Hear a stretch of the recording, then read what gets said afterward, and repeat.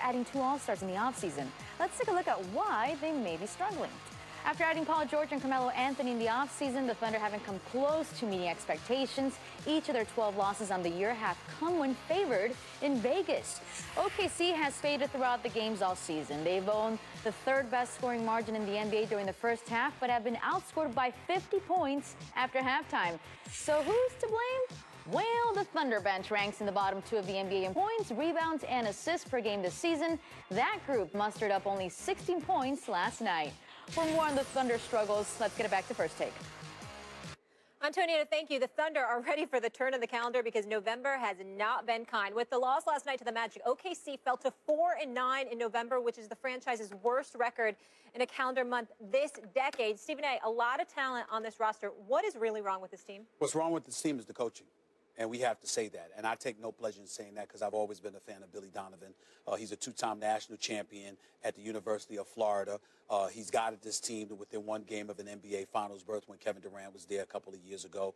But something's missing. And this ain't college. This is the pros. Max Kellerman, I'm watching this game the other night, and I'm watching Carmelo Anthony at the free throw line. I'm watching Billy Donovan send somebody in the game to sub for him. And Melo waves him off. I got it. I'm not coming out. I'm staying in. Well, excuse me, who's the coach and who's running the show? I'm not saying Melo was wrong for doing that. I'm saying those are the kind of things that are happening. You're calling plays. It doesn't look like the NBA plays, for crying out loud. We're seeing too much hero ball. And more importantly, Paul George is not nearly the focal point that he needs to be because he's arguably the most efficient of the big three. Of course, I got to give some culpability to Carmelo Anthony. He's older. He is slower. Even though he can get his own shot against anybody and he could be a scoring machine on any particular night, the fact of the matter is that he needs to hold the ball and do what he does in order to get it off because just scoring within the flow and fluidity of the offense ain't necessarily his strength. And now you got a situation where even though last year Russell Westbrook had no help, at this point they were 12-8, not 8-12.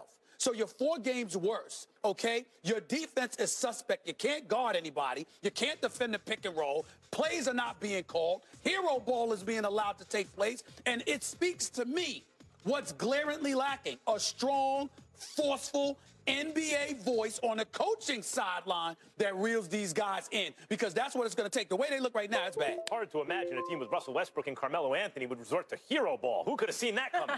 Here's the real issue. I think it goes way above the coach. I think it goes above the GM. It's the owner.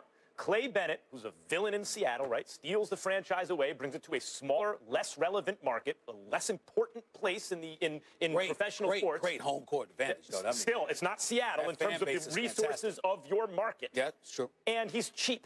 He's cheap. So James Harden leaves because the owner is cheap. You have what should have been the greatest nucleus in the history of maybe American team sports. Kevin Durant, MVP. James Harden, MVP caliber. Russell Westbrook, MVP caliber. Serge Ibaka, perennially, back then, one of the best defenders in the league and an all-star caliber player, all around the same age, and you get to one finals and get your break speed off? Are you kidding? And then you let Harden go away. The owner is cheap. How does that affect what we're seeing now? Because, Stephen A., they put together listen, talk about the GM. You have a great GM in OKC. There's no question about it. The job that he's been able to do is amazing, and his name is escaping me, Stephen. Sam Presti. Sam Presti. Sam Presti. I'm thinking of Hinkie all the time. It's okay. Sam Presti is a great GM. I don't know why you would put Presti and Hinkie in the same sentence. Presti has much more accomplished. Right. Hinkie's work is being seen now. But anyway, Presti is a great GM, so he gets the best available pieces, but they're misfit pieces. A singular talent, ball-dominant point guard, an ISO-scoring, ball-dominant aging forward, and an excellent two-way player who may be a one-and-done situation where you are a mercenary, maybe. So those things take time to come together. We're seeing a transitional period of guys learning to play together who don't fit particularly well right now. Well, you could say Cheap that. owner. That's fair enough, and obviously the buck stops with him because, remember, just to remind our audience, they didn't lose James Harden because James Harden wanted an additional $4 million per year. They lost James Harden over $4 million total. James Harden. Okay, that's just criminal, all right? So we understand that's on the owner. But if you're Sam Presti, I can't completely let you off the hook. And I think he's a great executive, and I have mad respect for him. But on your watch, as the general manager of this franchise, you know, James Harden departed. Reggie Jackson, you moved him away. Kevin Durant walked away.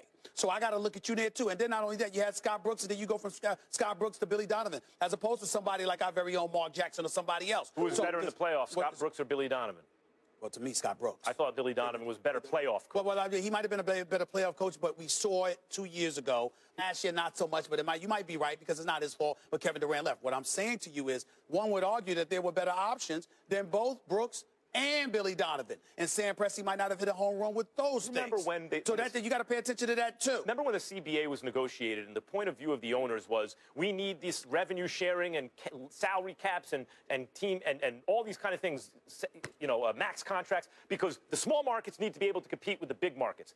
That is nonsense. They want it because they're pocketing the money. And owners like Clay Bennett are pocketing the revenue sharing money and are not operating the team as though they're competitive people who are trying to win championships.